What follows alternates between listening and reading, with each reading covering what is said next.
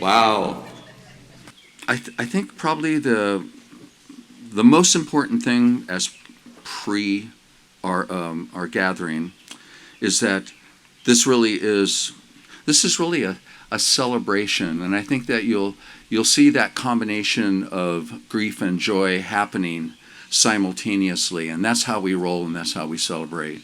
So we're going to start with a call to presence, and then we will be hearing from an introduction into the spaces that we're traveling in from Brant Morgan. So we'll start with Rogelio Herrera, thank you, Rogelio, and with Hal Foreman, who shocked you into compliance a moment ago.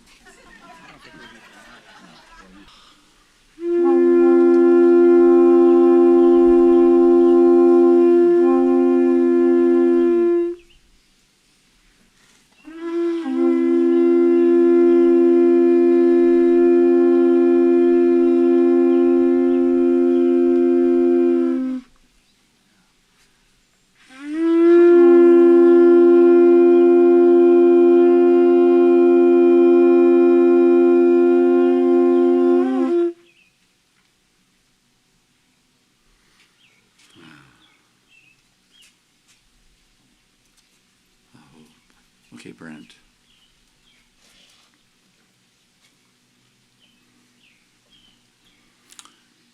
Brent Morgan, one of the beautiful elders of our tribe.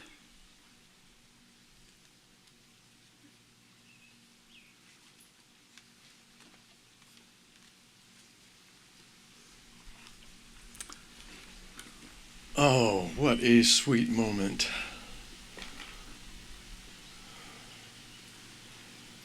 Everyone called here through their love for Allan and by his love for all of us, sort of a gravitational pull, you might say, of mutual love that's brought us all together. In my long friendship with Allan, there have been a few times when he's been very blunt and insistent. Can you imagine that? Anyone else? Show of hands. The most recent of which was just 2 days ago, because we have an ongoing relationship, as I'm sure many of you have discovered too. There was no way I could be here until Allan whispered in my ear, in his quiet, insistent way, "You're going." With a smile, of course. "And you're going to sing me a song." So I said, "Allan, if you can clear up these issues that I have that make it impossible for me to go, you've got yourself a deal." Within the next 24 hours, all of those issues cleared up. enough for me to hop in the car yesterday morning and drive up here. So, Allan, a deal's a deal. I'm here and I'm going to sing you a song. Now, it's no secret that Allan loved the North American spirit bird called the golden eagle. He also loved, and here's a feather from the golden eagle. He also loved the Central and South American spirit bird called the condor. And we have representatives of both here. And the reason he loved them, I'm sure, is because in many ways he embodied the spirit, the essence of these birds. Not the least of which was the fact that Allan had an uncanny ability to fly high above our usual perspective on planet Earth and our perspective of ourselves and each other, and to see life as it could be, both his own, the community that he formed, and the individuals that he worked with. Not only did he see the possibilities and have that vision for the ones he loved and worked with, but he had the amazing ability to hold that belief in what they could become until they could believe it themselves. In many ways, so many of us are flying on the wings of Allan Hardman. He's lifted us all up in many different ways. So that said, I'd like to share this song with you, which comes to us from the Lakota people. It's called the Eagle Song, and it's sung as the first song in the Sundance each year. As I sing it, just close your eyes, feel your love for Allan and his love for you, and his very palpable presence right here, right now, ongoing with all of us. Just let go and let yourself fly with that wonderful man and on the wings of the eagle.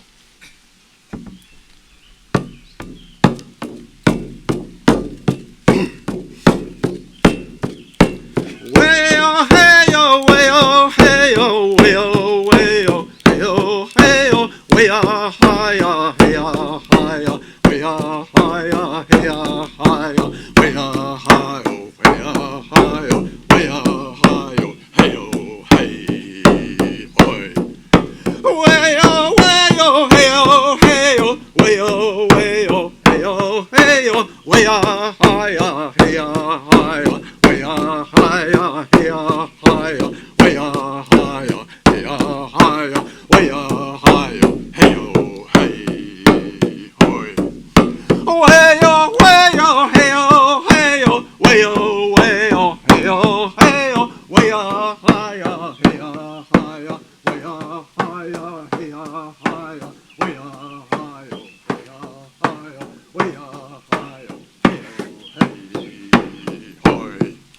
Way, yeah, hey, yeah, yeah, hey, way, yeah, hey, yeah, yeah, ha, way, hey, hi, way, hey, hi, way, hey, hi, way, hey, hoy. It's a one big gleshka, one taki happy goo, one way loyo, one way loyo, way, hey, hi, way, hey, hey, hoy. Way, yeah, hey, yeah, yeah, hey, way, yeah, hey, yeah, yeah, ha, way, hey, hi, way, hey, hi, way, hey, hi, way, hey, hoy. Fly, Allan, we love you. We're flying with you, brother. Hey. Wow, thank you.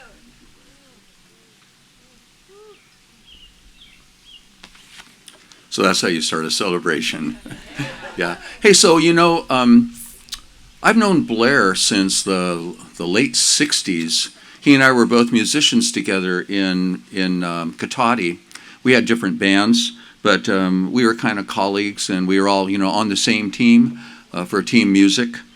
And in the early 1980s, we collaborated on an idea of having a music store where musicians could gather, and this was a place that was run and overrun by musicians called Zone Music, and to link a recording studio with it, which was in Blair's wheelhouse, his expertise, just made total sense to us. So Zone Recording was born, which is still an existing studio and ongoing. But this became the center of a profound community of people that gathered, and it became advocacy for the arts, and it became a place where we did benefits and all of that. So we were good guys heading in the right direction. And I knew of Allan as his brother, but didn't really know that much about him. And and we were doing our job of being, making music and having fun. In the late 1990s, Allan stopped by with a pile of books. They're all the same book. The book was The Four Agreements, right? Okay, this is a test, and a lot of people forget one or two. The Four Agreements: 1, be impeccable. Oh, good. Okay, number 2, don't take anything personally. Yeah. Oh, nice, late, but don't take that personally. She's like, listening, what do you say? 3rd, don't make assumptions. Right, so simple. Don't make assumptions. And then finally, always do your best. That's it. And now sometimes your best can really be down here, and sometimes your best can be fabulous. Well, Allan, he was just getting into this world, and he was crisp, and he was clean energetically, and he was bright, and he was like into it, and he had us read this book. And so then the beginning of a community formed, and the reason why a community was able to form around Allan Hardman was Randy.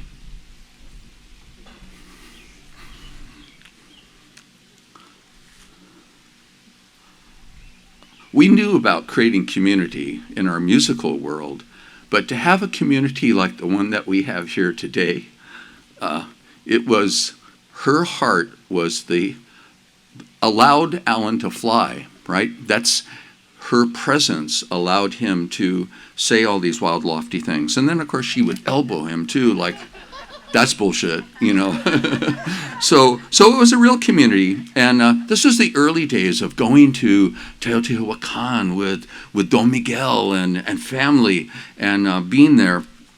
As a matter of fact, this is the story, really, of how Allan found his teacher. We were in the library at the Villa de Arqueologico, and so we were in the library, and there's about 40 or 50 or 60 people, something like that, and Miguel's sitting, and he invites Allan to come sit with him. Allan, please sit with me. And everyone's there. Ted was there. I mean, there's so many of us were there, and over here was sitting Ginny Gentry, of course, and he looks at Ginny, and he says, Allan is much smarter than you. So now there's a function called the brain. The brain, right? So Ginny is Miguel's brain. She's the one who writes down the numbers and says, oh, call this person and all that. And so Allan's kind of shocked. Ginny's kind of shocked. Everyone's kind of shocked.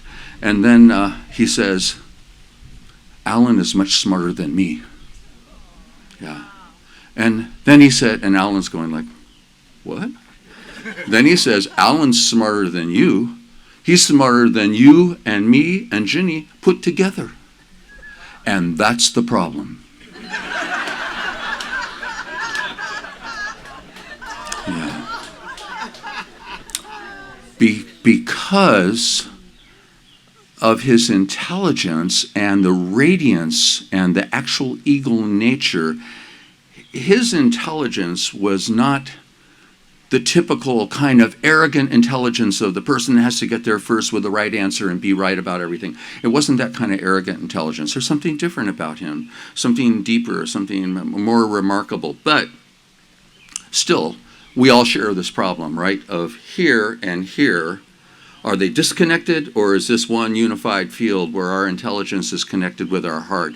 And that's when Allan looked at Miguel and said, you are my teacher. You actually are.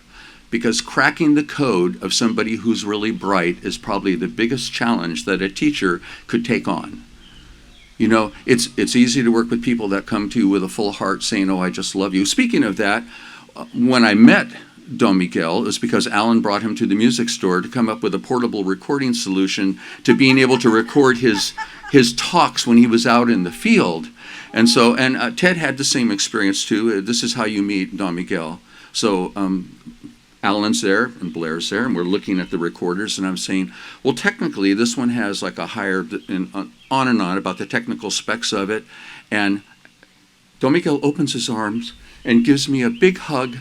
I'm talking tech talk, right? To, you know, here's why you should buy this one. And he says, I love you. So that's kind of how you get introduced to this area of love. And I think that with this capacity, having a teacher who was founded in love, who stood in love, who was love personified, Alan became a Toltec. He became an artist of spirit. And he was bright, he was inquisitive, he was sensitive, but there was something else about his intelligence that you should know. And it's not exactly humility or humbleness, but it was some sort of a belief in things being real. Like this. Thank you, Alan. He probably doesn't want this story told, but I'm telling it anyway. He said to me, he took me aside, and he said, so you've been reading the Four Agreements. I mean, because we're forming a community. He says, you know, how's it going? I said, well, you know, all you have to do is to try to do them, and then you find out a whole lot of things, right? I mean, it's easy to look at them and say there's the Four Agreements, but give it a try, right? And he says, well, I want you to know, I teach the Four Agreements, but my brother Blair lives them. So for us now, we have been launched. Thank you, Brent. And now we move into a space where we allow ourselves to go deep. And because we're able to go deep, we're able to get high. It's like stepping out of the contraction of normal reality and into a larger space where the love and the messages that are here for us. So we're going to move into a short moment of silence and just allow yourself to move into that liminal place where your eyes are kind of half closed, half open. You're not in this seemingly objective reality, and you're also not thinking, I wonder what kind of Mexican snacks are on the table. You know, it's not neither of those places. It's like right in between. And allow yourself just to hear your own breath for a moment, and then to begin to listen. Listening to that bird singing, and listening to the water fountain, and listening to us breathing here together as a community. We go deep and we spiral into opening, into expansiveness, into flight, into grief, into joy.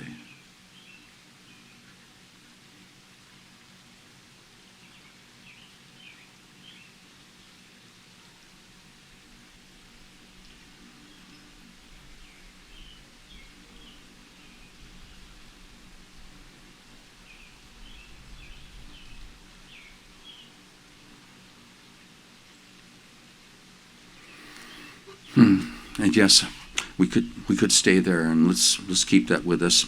So here's Alan. This is Alan speaking to you now. Alan says to you today, here and now, today is the first day of my life. If it's the last, I'm satisfied. On this day, I enter into a new phase of giving myself to the truth of who I am. As this love has grown bigger, it has become less personal. I can imagine a time when it's so big that it's not contained or identified as Alan. Perhaps that is the gift from the angel of death, taking away the last pieces of me. I am now gone. I am only that which is in service to that which is. Allan Hardman. So, Gail, I would like to introduce Gail Foreman.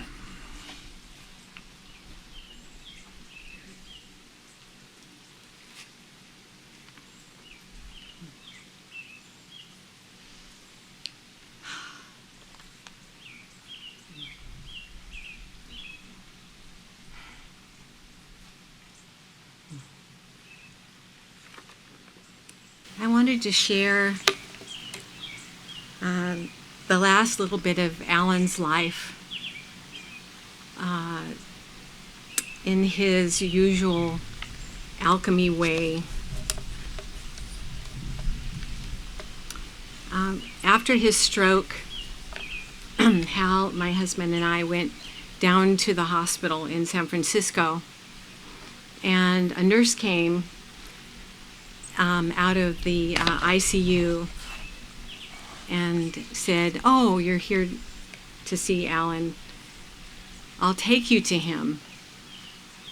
He's with his nurse, Jesus."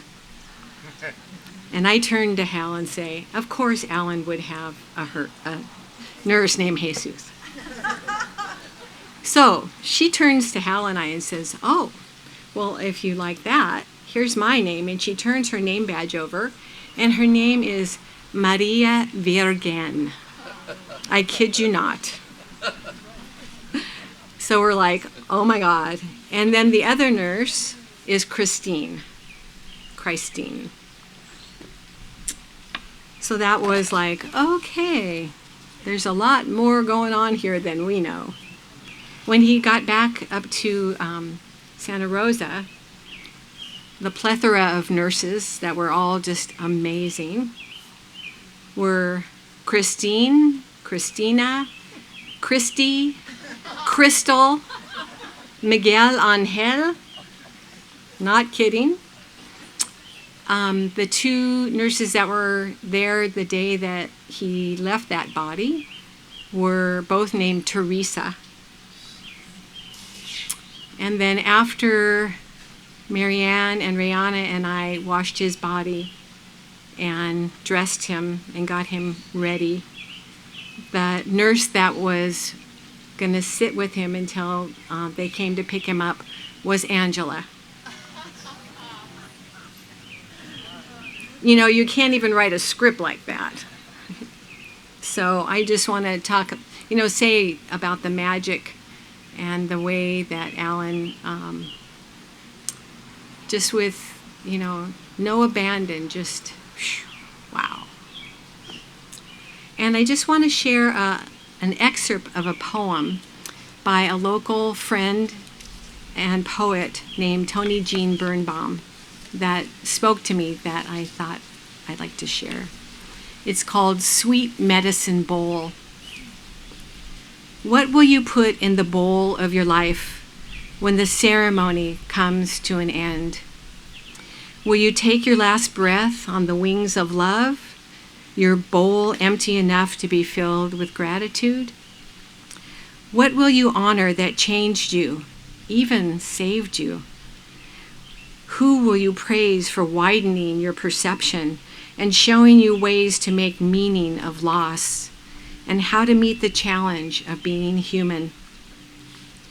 Did anyone give you ancient ways of knowing, practices and teachings, enlivening your connection, belonging, and ways to make meaning? Who taught you how to hunt for power and follow your dreams? Was it your lucky fate to be offered a path, to release judgment, to forgive and make fear your ally?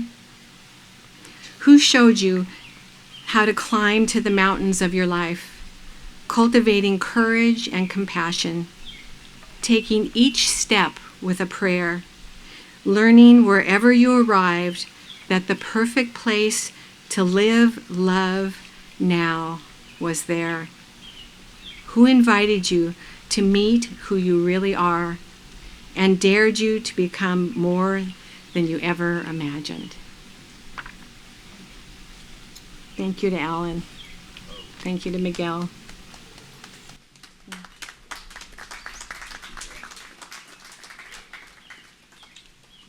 Thank you, Gail. And Lynn McFarlane.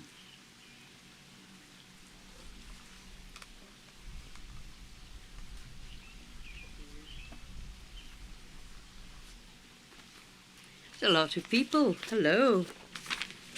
Hi. So I'm quite nervous and I'm just going to read mainly, just to let you know. Okay.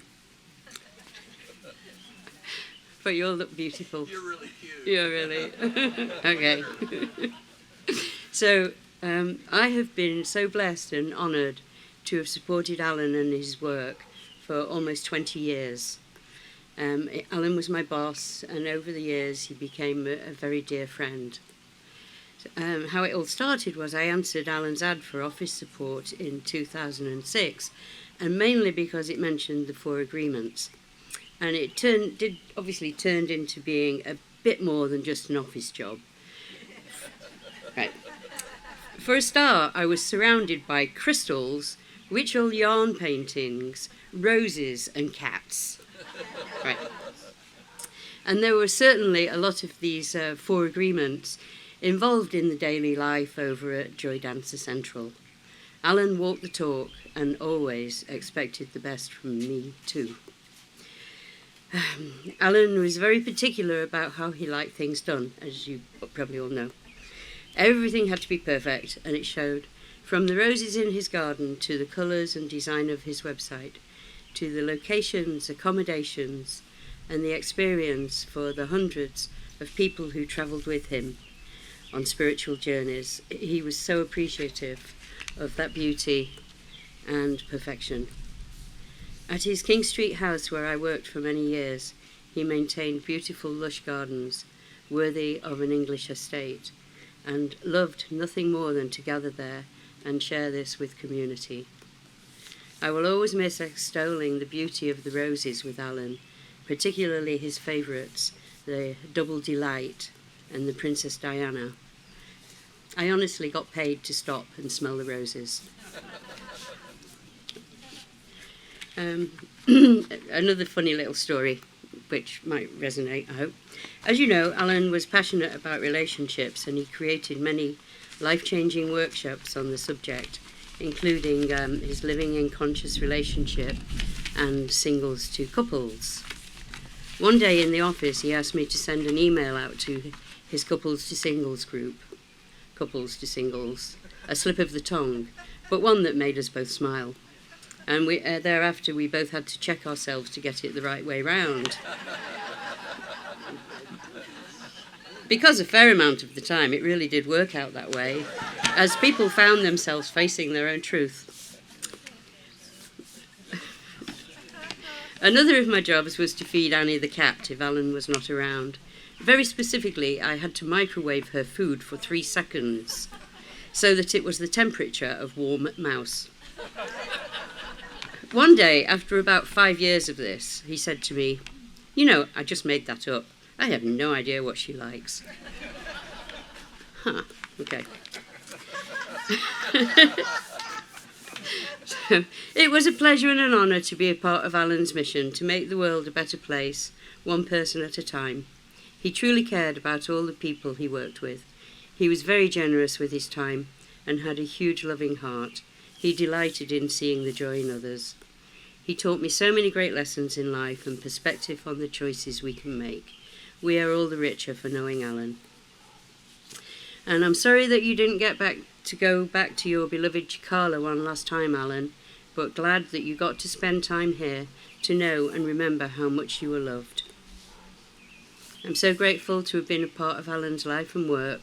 Even though he is gone now, his message has a beautiful vibration that has touched all of us, will always be a part of us, and continues to resound through his teachings into the future. And blessings to Alan and his beautiful spirit for a life well lived. May we all live passionately without attachment to the outcome. Yeah. All right. Thank you. Yeah. Thank you, Lynn. And so, Mary Ann.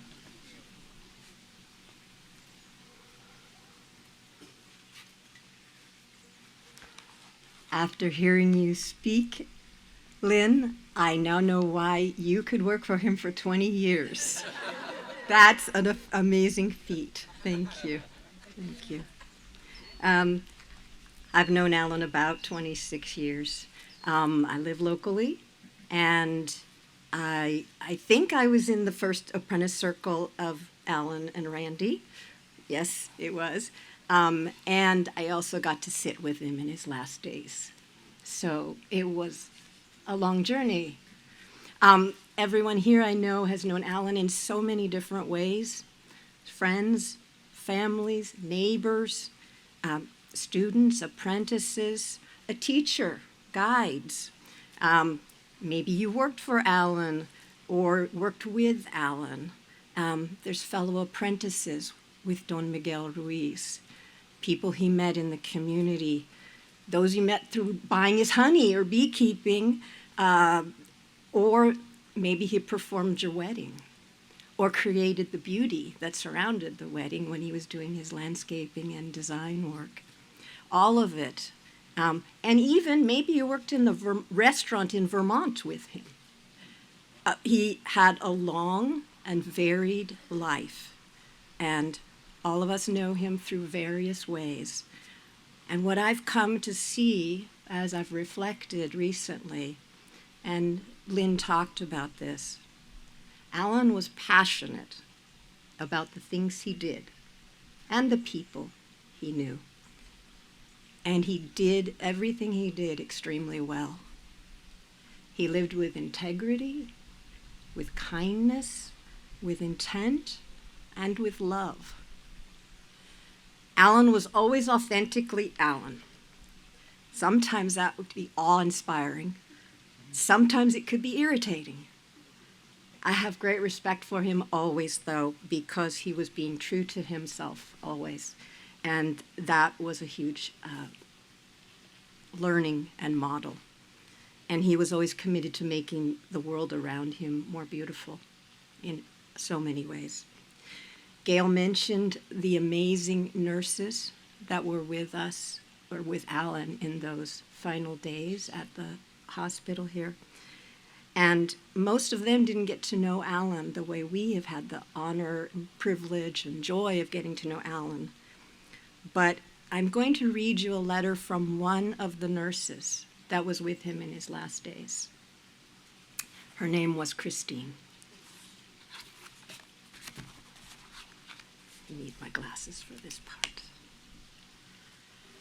This was written on April 15th, 2 days before he left his body. To the family, friends, mentors, and mentees of Mr. Hardman, this is the first time in a 13-year career that I have felt so compelled to reach out in writing to express what an honor and privilege it has been to tend to a patient. Upon walking into Allan's room, I instantly felt the reverence and respect, kindness, and calm of the environment you all so lovingly created. From the rose petals on his chest to the aromatic oils in the air, it is clear that this man was dear to many people. As you could tell from my tears and trembling voice, I was deeply moved when you gave me Allan's Toltec wisdom book. The first page I flipped to talked about parasites of the mind. How incredibly profound that his nurse turned right to the chapter on parasites. Infections, ailments, and stressful situations are the constant challenges the medical team regularly faces.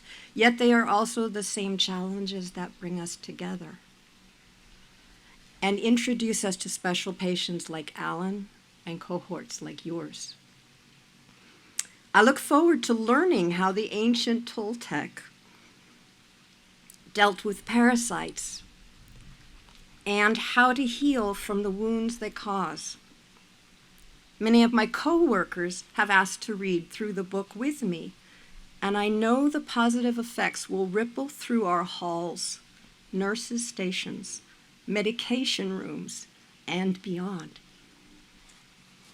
Typically, nurses are the ones giving care to the patients and their families, yet you all flipped the script and enriched the lives of each staff member fortunate enough to be assigned to Allan. Your constant attention to his condition and your thoughtful advocacy of his needs should be published in a how-to book in hospital visitor etiquette.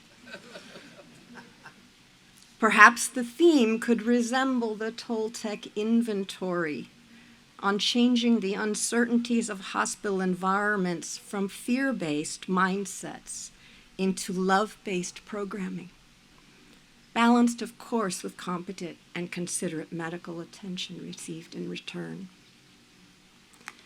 Thank you for trusting us with the care and comfort of Allan Hardman. 2604 will forever be the most fragrant and peaceful room in all of Sutter Santa Rosa Regional Hospital. Pleasant aromas are hard to find in the hospital setting, so thank you for that gift. Wishing each of you peace and comfort now and always. Christine. And so, Allan's legacy lives on through all of us who were touched by his love.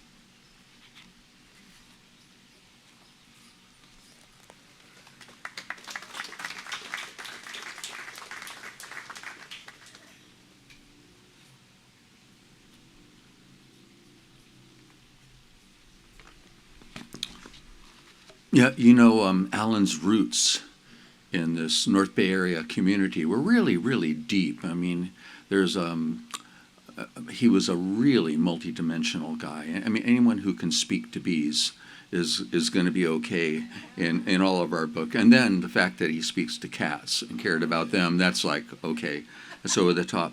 And so many of the people whose lives he's touched, like an eagle modeling themselves on his capacity, flew. So this Melissa Felipe wanted to be here. She wanted to sing for you. And she has a gig. So she sent a note. Allan was my teacher, my friend, and my brother. After years of studying the Toltec path with him, we became friends. As the years passed, I came to feel him in my life and heart as my brother. As I reflect on Allan in my life and the difference he has made, I can easily see that I am who I am today because of his presence in my life. I am eternally grateful for Allan Hardman. So thank you, Melissa, for that. So speaking of the deep roots, and the intelligence, Allan had a deeper background than just stepping into the Toltec world. And part of it was his work as an alchemist and a hypnotist, and hypnotherapist. And this is a gift that our community has, and we have the man himself, David Quigley, here to speak with you about this person who turned into someone so magnificent.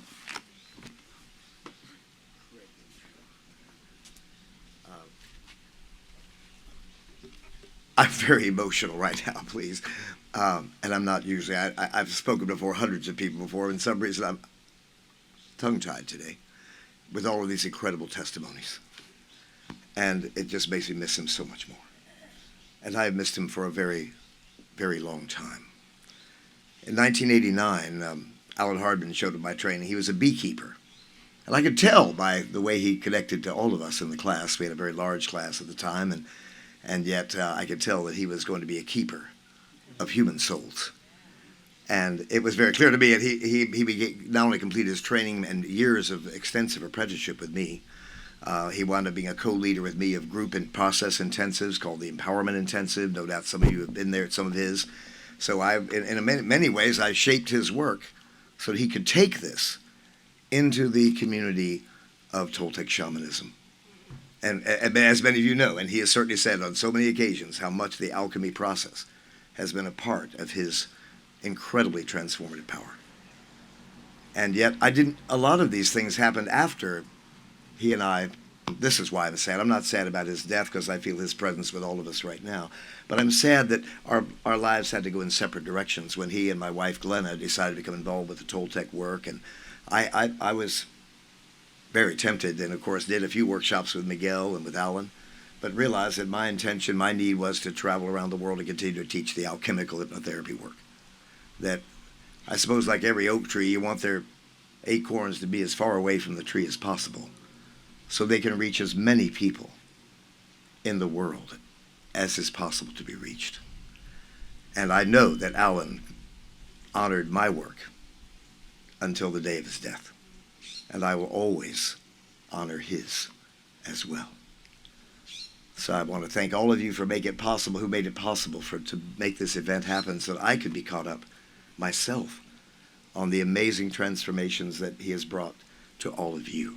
Certainly, I've followed on Facebook, but I have not done one of his retreats because I was busy traveling all over the world myself, bringing this work to the professional hypnotherapy community. And yet I know that he is one of the great missionaries of this work throughout the world. One thing that Paracelsus, the great alchemist, once said in the 1300s, and he, by the way, was not a superstitious nincompoop. He cured the bubonic plague with alchemy. And, of course, many of us here have had our lives transformed by alchemy. I myself just recovered from rheumatoid arthritis and am now a mountaineer at 73. And I was supposed to be in a wheelchair my whole life. And in 1970, I just went through a fatal heart attack and was brought back to life by my guides. That story is told on my website. And so I know that alchemy is a part of that Allan is a part of an incredible tradition of healing. And I know that many of you, when you have touched by his love, I hope you've also been touched by his alchemy, the way I have been. Thank you.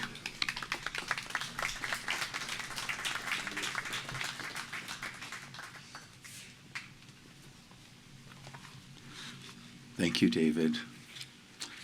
Deep, deep, deep waters that, well, Allan didn't really swim, but he swam in deep waters anyway. Or maybe he flew in deep waters. It's like, I'm not sure. He was an alchemist, so probably flying in deep waters is exactly what he did. So we have had some messages sent to say hello to you and to express appreciation. Jose Luis Delgado, who is our dear friend and Peruvian companion who we've traveled with there. Alberto and Veronica Hernandez from the Dreaming House send their appreciation and their messages. Heather Ash, who is, like David was talking, she's busy traveling everywhere. She says, Allan, your love, humor, and wisdom continue to reverberate through the cosmos. I am so grateful for the many co-creations, the partnering over the years as apprentices and then as teachers, and the immensity of your heart. We will carry you forward in our action from love. So thank you, Heather Ash. And Ginny Gentry, La Doña, the one who Allan was smarter than. I know. I don't know if she's ever gotten over that, but still, we're all friends, more or less, right? So Ginny says, remembering so much shared magic with our beloved Allan. From the first time he walked into our Transcendence retreat to exploring the mysteries of the Inca, the wisdom of the Toltec, forever inspired by the miracles he influenced. Love fills the moment and springs eternal. So thank you, Jenny. And we received a beautiful message from Don Miguel, and we have the honor and the privilege of having Don Miguel's family here, Miguel Ruiz.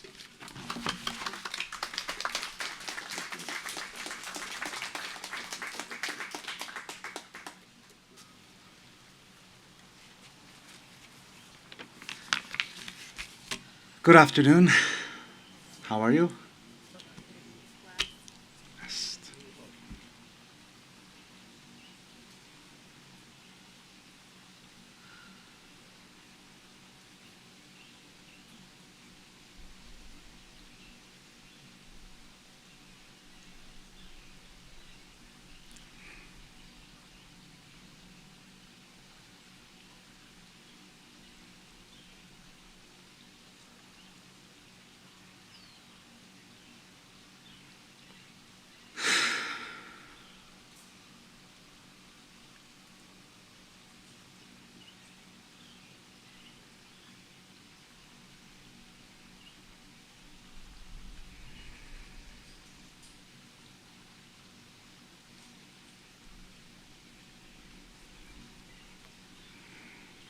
It is my honor to be here honoring our dear friend, teacher, mentor, Don Allan Hardman, Allan Bob,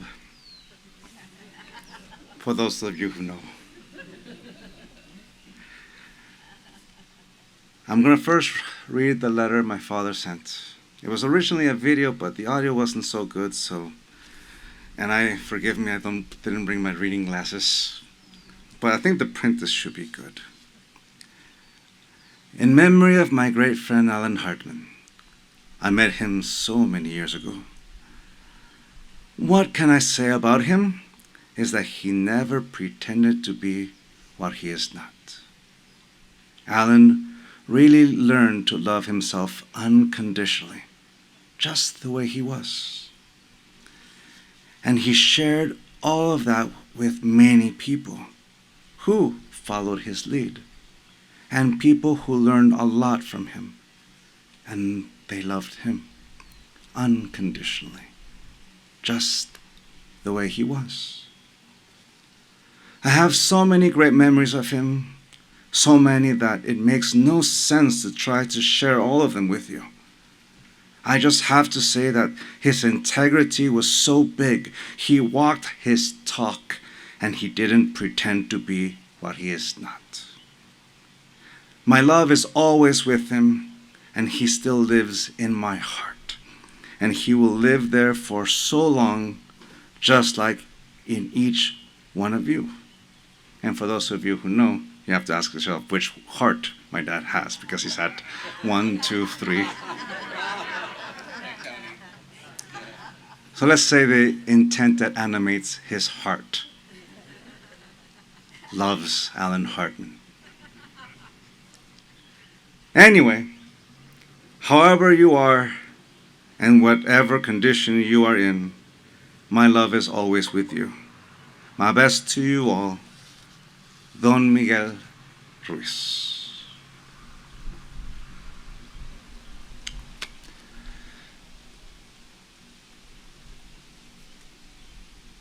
I would like for you to close your eyes and use your imagination, if you so want, of course.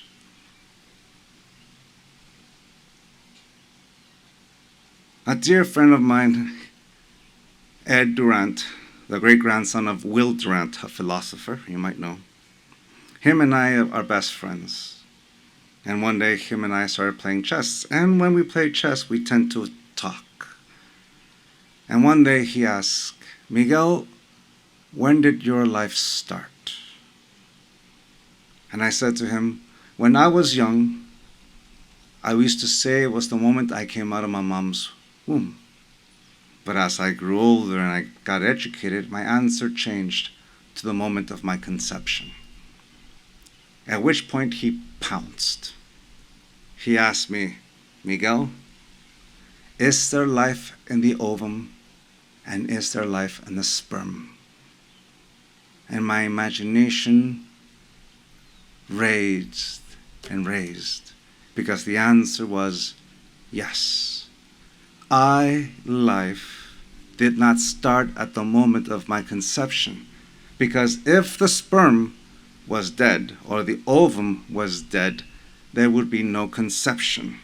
The only way conception exists if there's life in the sperm and there's life in the ovum. Life, the force that animates this body, the force that animates this mind, the force that animates every single one of my emotions, including love,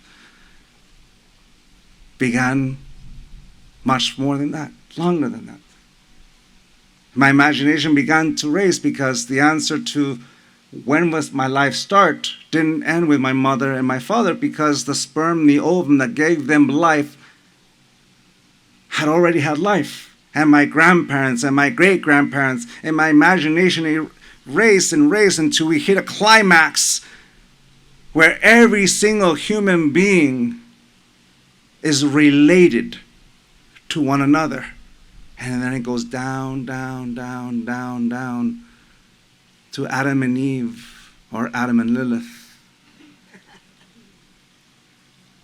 But then you find out about DNA. and that every single living organism in this planet shares a common thread of DNA, and all of a sudden the imagination began to expand to contrast every single living being in this planet. And it goes down, down, down to the hand of God or the Big Bang. And what happened? What was there before the Big Bang?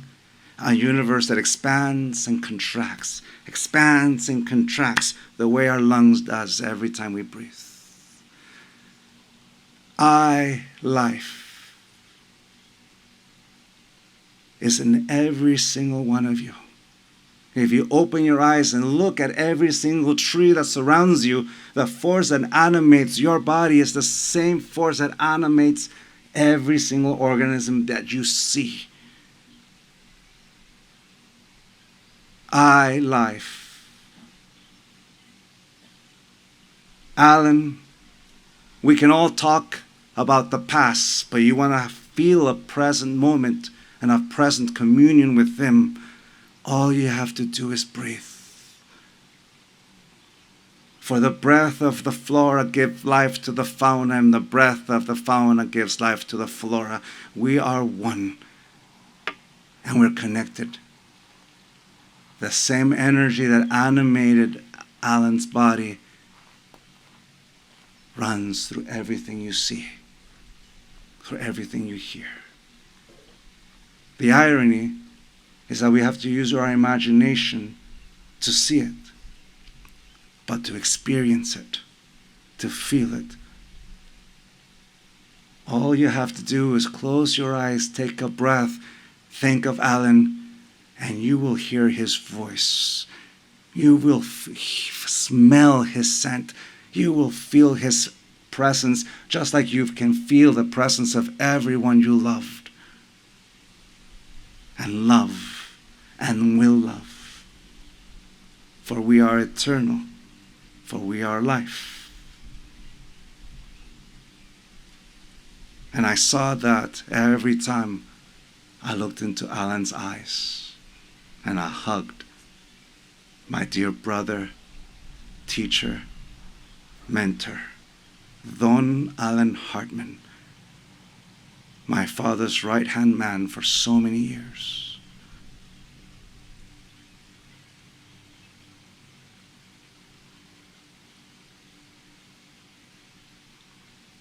I am with you, and you are with me. And we are all one.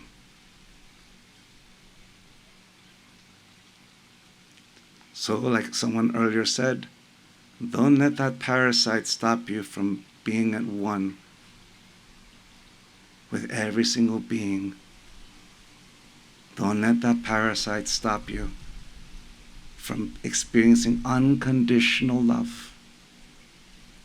And don't let that parasite stop you for giving yourself the permission to heal from the wounds that conditional love left in your heart, in your mind. What can I say about him, my father says, is that he never pretended to be something he is not. Aho.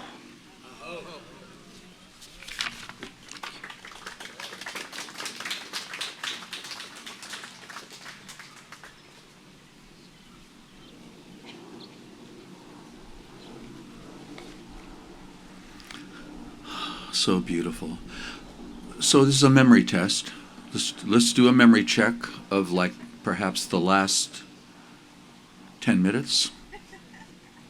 10 minutes ago, if you were paying attention to the beauty around us and to this portrait, Alan had a rather intelligent but very serious look on his face. Kind of like this. I mean, I can't do it. Somebody who has a serious face. Somebody give me a serious face. I seem to be incapable of it. I'll try. And then in the course of Miguel talking, he started getting kind of relaxed and comfortable. And then now look. I mean, are you kidding me? This is Don Allan. So I have a message for you from a beloved in Chicala, Julia Lane, and she asked me to please share this with you. So here we are. I'm sorry I'm not with you today to celebrate Alan's life.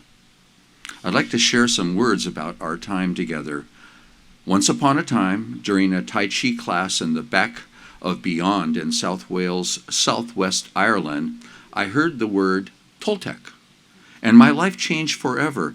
I devoured Castaneda, Miguel Ruiz, and then found Allan Hardman. His 5 agreements and many essays on the Joy Dancer website guided me towards a light and a freedom I yearned for. Autumn 2012 arrived, and I found myself in Teotihuacan reading the Everything Toltec Book of Wisdom on the top of the Pyramid of the Sun, waiting for a retreat to begin at the Dreaming House with Allan Hardman. A year later, I got an email from Allan inviting me to Chicala for a little holiday. So I went, and I fell in love with the man and with Chicala. We had a soul connection that felt familiar and ancient. Our 9-year romance was very romantic, real and unreal. Short visits in Chicala, Ireland, and Santa Rosa. We had long Skype calls in between. It was also marked by 4 breakups or disagreements. When we took everything personally, we made assumptions, we didn't do our best, and we were not the least bit impeccable with our words. I loved Alan's humor, his stories, his intelligence, his nature boy, his beauty, and his shape-shifting. We both loved camping and gardening. I was an avid student and not the first to be Tom Sawyered into many long hours painting his fence, working on his website. It was a lifelong project for Allan, since before the internet, I'm sure. Ancient. We were fellow travelers in clean food and salvation by vitamins. Allan wasn't romantic with gifts. I received several flashlights. But he did give me the best present ever. He prepared a garden bed in Chicala ready for me to plant when I arrived there in late 2020. I'm shock numb.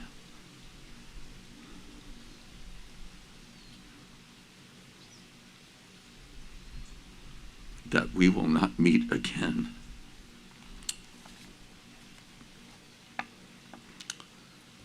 Today I salute you, Allan, deep well of love, warrior of laughter and ruthless wisdom, hunter of hidden hurts, fierce heart opener, gentle truster in life and Jesus. I honor the master of many trades, gardener, shaman, hypnotist, beekeeper, firefighter, writer, wizard, teacher, thinker, fibber, joker, wanderer, wedding thrower, Toltec, Don Allan. I thank you for all of you. During that long week of Alan's stroke and before his passing, I found myself standing forlornly in front of the garden that we planted together at the Eagle House in Chicala. A voice behind me asked, "Are you okay?" I turned around, and a friend was standing there wearing a t-shirt emblazoned in capital letters, the same capital letters that Allan really loved using everywhere. The t-shirt said, "Everything was beautiful and nothing hurt."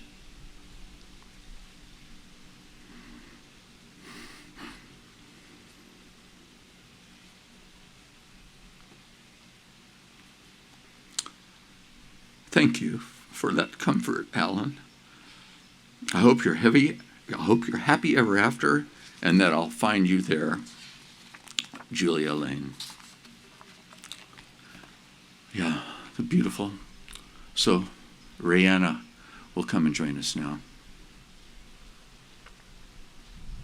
I met Allan back in 2003.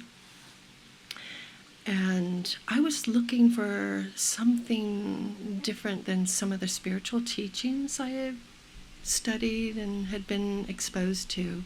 I was looking for something that embraced the body and wasn't trying to shame or strive for something that, like, get rid of your desires, get rid of, some of the teachings I had been exposed to seemed like they were moving in that direction. And I realized that I wanted something that was embracing all of me. And I was living in a community for a while, and I came back down the mountain from that community, and I moved into Santa Rosa, and I looked in the Bohemian, and in the back there was this little ad that said Toltec satsang, and he was offering that, and I thought, okay, I know what satsang is, but what's this Toltec thing? And so I'm like, well, I'm going to find out.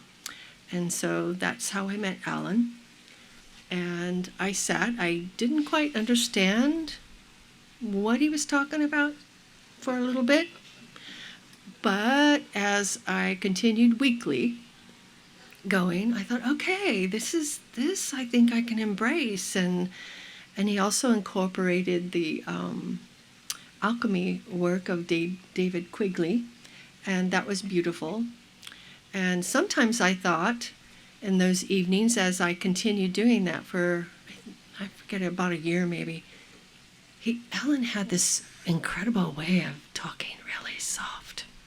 And at night when we'd go there, sometimes I was so tired, and his soft voice, this beautiful soft voice, was going, and I would close my eyes and feel like he was putting me to sleep, like a lullaby. Not because I was bored, but there's just such gentleness in how he spoke. And then I decided not to worry about it, because resting and closing my eyes, I felt like I was absorbing more of his spirit and his energy and his message, unencumbered. So many times I closed my eyes and just really took him in. And then he decided to create this basically apprentice intensive called Lucid Living, although we did have a nickname called Lucid Livers. And that was life-changing too, very life-changing. It was an intensive. His goal was, I'm going to get done with you guys in 1 year that I did with my original apprentices in 3. And we're like, whoa, okay, what are we in store for? Well, it was beautiful. It was intensive, yes. I think a lot of people left those weekends once a month looking a wee bit pale. But we really dug in deep into the conditioning of this planet, and that inner child, and reclaiming that child, reclaiming and acknowledging that the emotions that are there in us, and we really, really went deep. And that was such a beautiful, life-changing gift. And then at the end of this, we went to the pyramids. Another very life-changing experience for me. I only went once, but I almost feel like that was enough. It was profound. And as I was sharing a little bit earlier with someone, I had a medical issue that I wasn't aware of at the time, and it made it difficult sometimes to stand up and be on my feet a lot and walk. And it was difficult, walking to the pyramids, climbing up the Pyramid of the Sun. Anyway, when we got to the Pyramid of the Sun, and I was about a quarter of the way up to the top, my body just kept feeling heavier, and it was just very difficult. Allan was right ahead of me, and he reached back because he saw I was struggling, me and another person, and it was right where the metal ropes were to get right up to the top, and I was just like really having a hard time. And he looked back and he saw it, and he reached back behind him, and he's like, he grabbed my hand, and he didn't pull me. It was the energy that was pulling me. He wasn't pulling on me, but that energy was like a boost, and I was getting up almost to the top. And then he turned around and smiled at me, and he said, "Rayon, I have to go now. I gotta go, get to the top of the vortex." So, and as soon as he let his hand go, I sunk back, and it felt like I was 1,000 pounds. And I thought, oh my God, I gotta get up here. Anyway, there's something alchemy going on, and a beautiful mystery and energy. And I got to the vortex, and it's an incredible experience, life-altering, and incredibly beautiful. The black sun. So that was just like the end, but it wasn't the end, because I continued to do things with Allan after that, and we did over time become friends. And one of my favorite things I loved doing was being greeted by him. I'd go to his house, and he'd open the door, and it would be this beautiful, open, "Hi, Rihanna," beautiful hug, embracing you.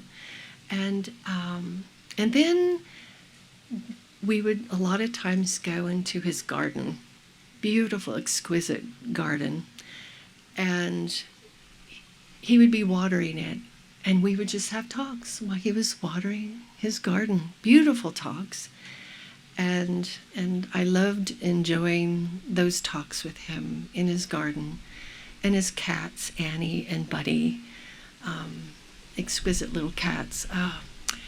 Anyway, that's what I can remember right now that I want to share, and I am so grateful for him. And yes, I was also grateful for him coming back from Mexico and coming back into Sonoma County. And I had the privilege of being with him while he was going through his challenges, and even in the last days where he was in the hospitals and rehab and things like that. And there's this one rehab experience that was kind of funny. Allan's in his wheelchair, and he's stalking everybody in the rehab center and telling me what he's observing. And one special moment was when we walked down the aisle, or actually I did, and I was wheelchairing him. There was a woman I caught that was reading The Mastery of Love. And I said, "Allan, there's somebody in that room who's reading The Mastery of Love. Would you like to meet her?" Anyway, I've got like a few seconds left here, so I gotta end this. But he's touched my life deeply, and I am ever so grateful for his love and his presence, and it's still in my heart. And thank you, Allan. Thank you.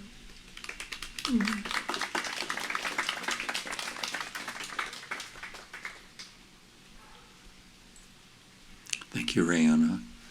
Jessica Varga McKay, as she comes out, it's mandatory that you watch that little short video, okay, because it's really a work of art. Jessica. Hi.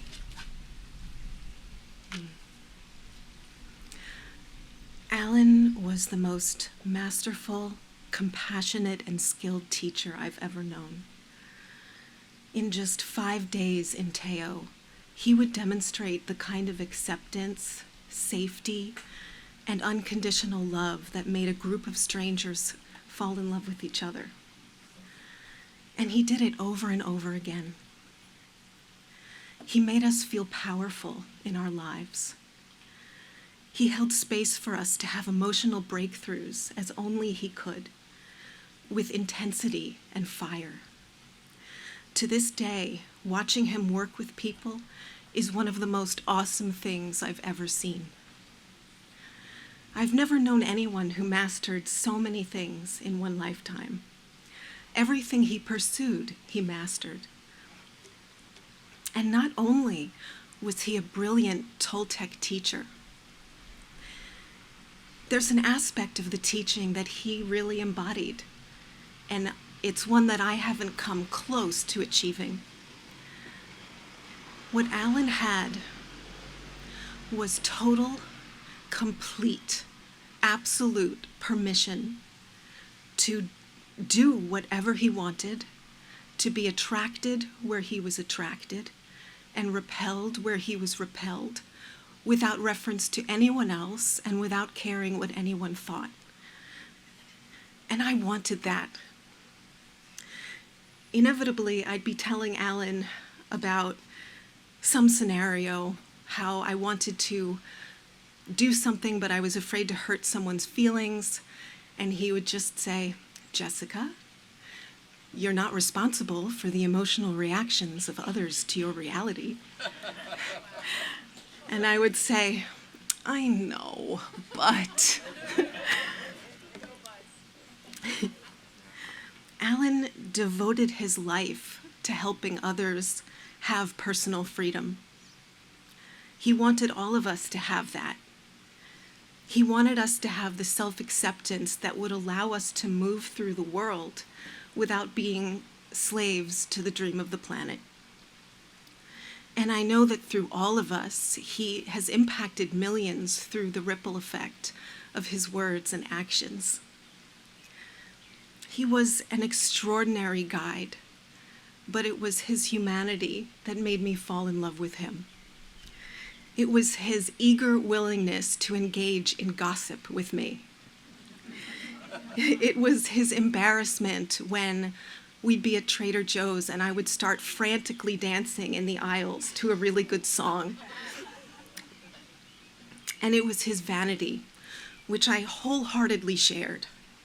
We shared our total dismay around aging with each other.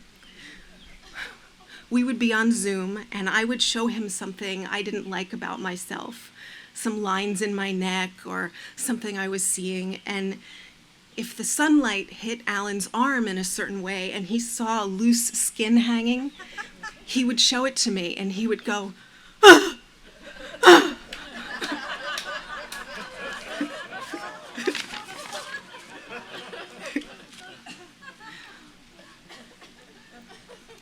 Allan saved me in every possible way.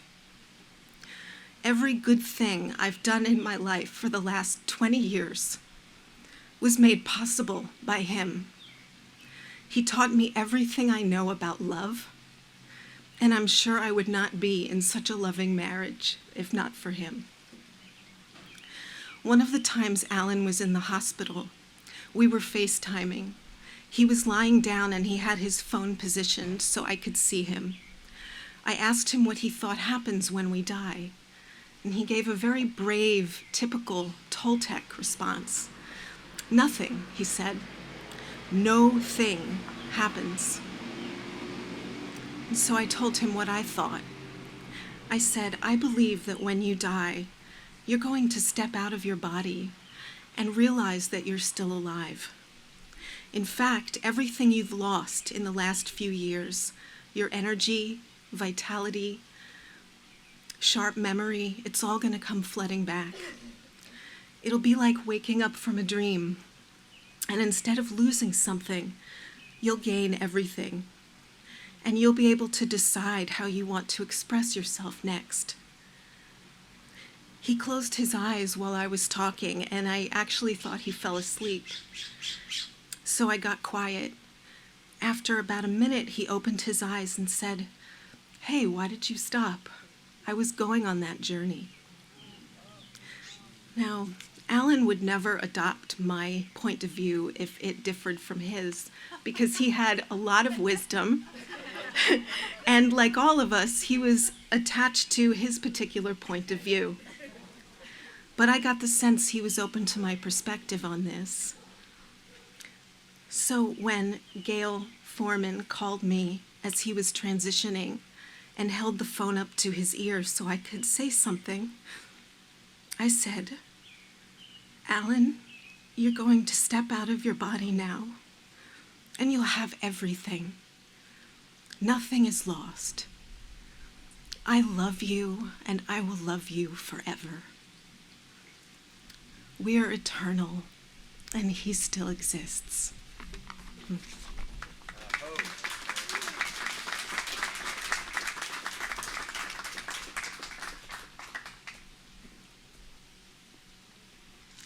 Jessica Varga McKay. Thank you, Jessica. And now we want to welcome Randy Dal Salvo.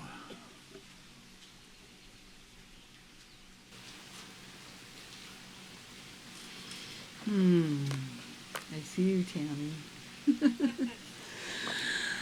Oh my goodness, look at all these beautiful people. So much love, so much love, so much love. I feel it. And this is harder than I thought it would be. My name is Randy Dal Salvo, for those that don't know me. And for a long time, my name was Randy Hardman. I was Alan's one and only wife. And I have to say, I loved being his wife. We met during one of David's alchemical hypnotherapy trainings. He was a teacher or an assistant, and I was a student. And there was a problem there, but there was a lot of fire between us that we just couldn't really hold off on, and so it began. And we had a very fiery beginning to our relationship. It was passionate, it was fun, it was delicious. And 4 months after Alan had moved into his new house, I moved in with him. And we started building a home. And we had a lot of fun building a home together. Our relationship was filled with absolute magic, everything about it. We were both intensely devoted to personal growth, spiritual growth. We were hungry for it. We were searching. And this training that we did was very meaningful, and Alan was a tip-top, brainiac, and really absorbed things in such a way that he was an excellent, excellent teacher of that work. And there came a time in our early relationship where David's wife, Glenna, told me she had met a teacher that she wanted me to meet. And so I went to Sacramento with her, and Kay was there, and I got to meet Don Miguel Ruiz. And of course, he gave me one of those hugs, the Miguel hug. You can't breathe. And then he looked at me and, of course, said, "It's so nice to meet you, sweetheart." And those eyes, those deep, dreamy eyes, pulled me in a way that I didn't know what was happening to me. So we went and watched him give a talk that night, and I was spellbound, and I wanted to be a student. And I found out that that was a possibility, and I was so excited. And so I went home and I told Alan, I think I found the guy. Alan had had dreams of a man. In the dream, he'd be on a bus, and there was a Mexican man sitting in front of him who never turned around and never spoke to him. But Alan knew it was his teacher. And I said, I think it's him. I really do.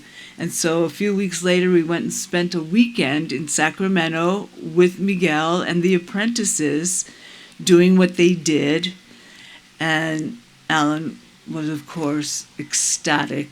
It was the guy. And we we were just in heaven. We went once a month and met with the apprentices, and soon we began to travel with them, and we bonded with these wonderful, magical experiences and friendships. We traveled to Teo many times. We traveled to Palenque and Oaxaca. We went to Peru. We went to Egypt. We did beautiful things together. It was a beautiful, beautiful life. And came a time when Miguel was asking some of the teachers to go forth and teach. Get your own apprentices. And so Allan and I did. And we formed an apprentice group, and it was magical. It was beautiful. And Allan loved this. This was it. This was his passion. Teaching was his passion, helping people, opening the gateway for people to find out who they really are was his passion. And he was so good at helping them see the blocks, the barriers, the blinders, and helped taking them off so people could experience themselves in a way that they never had before. There came a time in our time together where Allan decided he didn't want to be married anymore, and this was very bad news for me. I did not agree to that, and my heart was really broken. And I spiraled into a tailspin where I dove deeply into hell once again. And I relapsed in drugs and alcohol, and I distanced myself from the group. I left. I was heartbroken. Allan never stopped being that kind, compassionate, loving man that he always was to me. Allan was a wonderful husband. He was loving and caring and kind. I got some nice jewelry. And he was romantic and beautiful in our relationship, and I loved it very much. And I didn't want it to end. I mean, I was so heartbroken, and it really devastated me for a long time. But because he is who he is, he helped me heal. It took a long time for me to heal, and he was there, and we remained friends. We emailed for many years, we Skyped for many years, and in these last years we talked on FaceTime daily. He was my friend, my best friend, and I was his confidant. He talked to me about things, and I loved the relationship that we had, and we would marvel at how wonderful it was that this happened out of that. And I have a beautiful life in Santa Cruz, California that happened because of that heartbreak. So you just don't know. God's in charge, and you just don't know. And I had to learn that lesson at a very painful price. I have to say that Allan was so grateful for Team Allan, for Blair, for Gail, for Hal, for Rihanna and Marianne, who took care of him as he got less and less well. And he would tell me, I can't believe this. I don't know why I deserve this. And I said, but you do. He was so touched by your generosity and your kindness. He really was. And I was too. Amazing to me. Life happened in such a way that I didn't get to see him when he was after his stroke. And that's okay, because I saw him a lot in life, and I have so many beautiful, beautiful memories that are mine forever, and he's in my heart forever. I wanted to read something out of the book. This is a wonderful book, incidentally.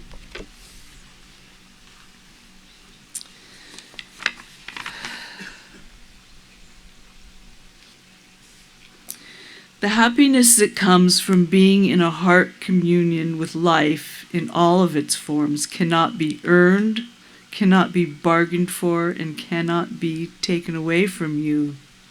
If your happiness comes from a perfect mate or automobile, it can be taken away, and will be by the angel of death sooner or later.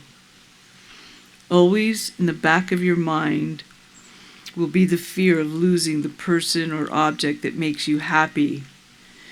Wherever there is fear, there cannot be true love or real happiness. The eagle warrior practices loving all of creation without any expectations. She loves because she loves to love and opens her heart to receive love from all of creation. She knows the stars are loving her, the trees and the traffic are loving her, and every person is loving her, whether they know it or not. She sees her reflection as the divine perfection of everywhere she looks. Her practice fills her with joy, and she dances with the sparkles of life all around her. This is the life of the Toltec Eagle Warrior. I feel so blessed to live that life and to have had this major spiritual boon in my life that happened in Santa Cruz, and I shared it with Allan, and we just had so much fun being in love like that kind of love, the love that I always longed for but didn't know how to have until much later. So thank you, my beloved. Thank you for everything, for every single thing.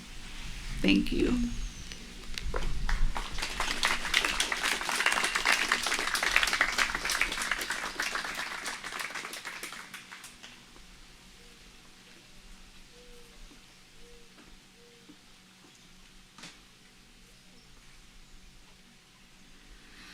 You can really see why a community formed around the Toltec teachings with Randy and Allan. I do just want to point out to you that she does have a very sharp elbow, and Allan experienced it many times. Yeah. And so now, Allan's brother, Blair Hardman.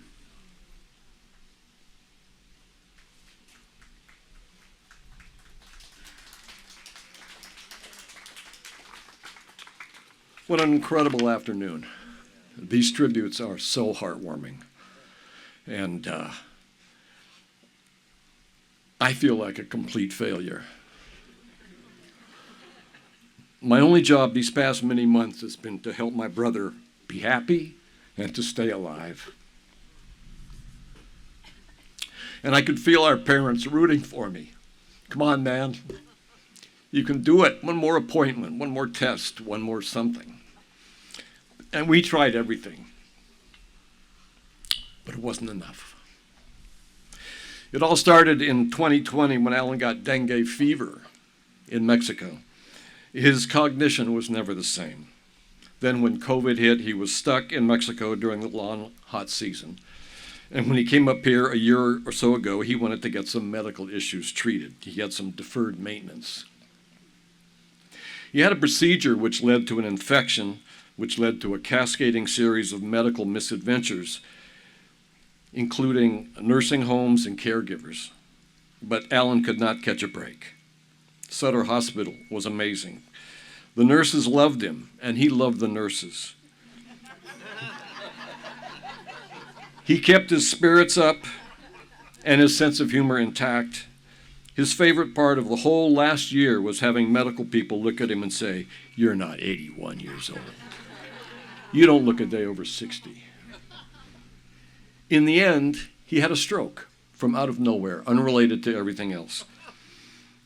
Team Allan and I would not have done anything differently. We all did the best we could.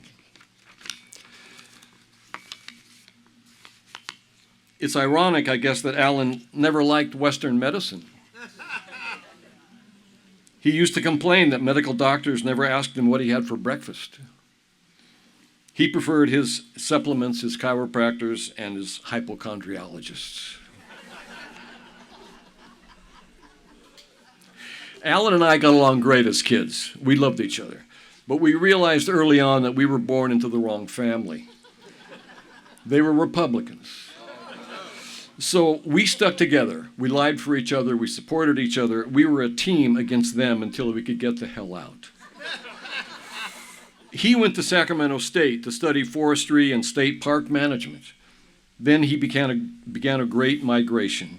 He ran a health food store and cafe in Brattleboro, Vermont. He did the same in Hawaii. He restored a sailboat, which is odd because he couldn't swim. He made it to Sonoma County in the 70s and worked as a doorman at the Inn of the Beginning in Cotati. He became a valet to a wonderful quadriplegic man, and they traveled all over.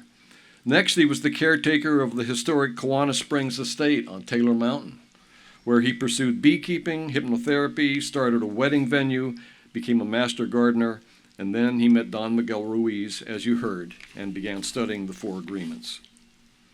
After apprenticing and traveling with Don Miguel, he started leading his own trips to Teo, Machu Picchu, and pyramids, and then he introduced Don Miguel to Frank, and then he went to Chicala and fell in love with the little village of Chicala. And every year he'd drive back and forth until at 80 it was too much. I got to spend some great time with him and Don Miguel, but I didn't see much of Alan's healing work.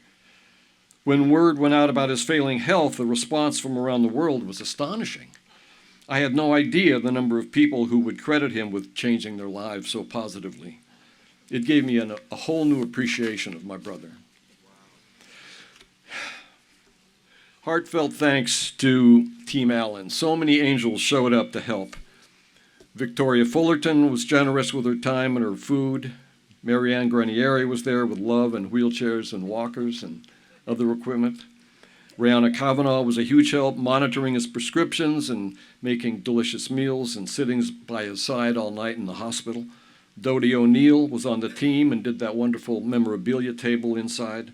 Denny Peterson showed up. He'd known Alan for 50 years. And Lynn McFarlane, Alan's secretary, and much more for almost 20 years. We can say that without her, Alan would not be where he is today. Wait a minute.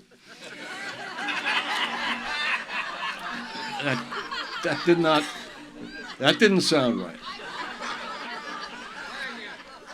Or without her, none of us would probably be here today, because she made his career possible.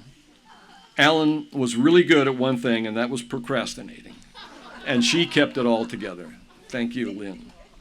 Thanks to Jessica Varga for her love and the beautiful tribute video that's going to be online, and in fact is online in YouTube, and it'll be showing in the pavilion. And Randy for calling every day and FaceTiming with him and helping him feel loved and not alone. And to the captains of Team Allen, my new sister Gail Foreman and her husband Hal, they took up the challenge of Alan's health care in an amazing way, and it took me a while to get up to their speed. It's great to have angels and an angel like Gail as a captain, but a bulldog angel like Gail is awesome and rare. And thanks to Stephanie Duckhorn for being there for me this whole past year when I wasn't very much fun. Well, Alan will never get to watch late-night talk show host Craig Ferguson flirting with leggy young actresses. He won't be able to binge on his Choco-Love peppermint dark chocolate, and he won't get to enjoy his Mexican Capuline coffee with lots of half and honey, and he won't be sunbathing in the nude anymore.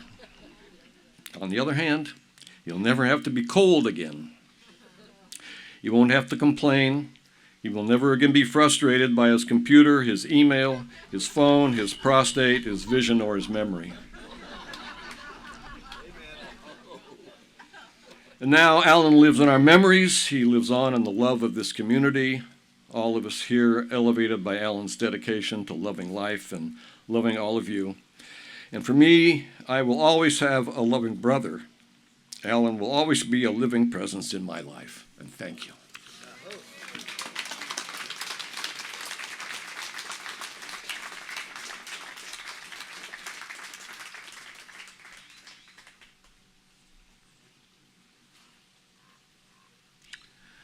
Thank you, Blair.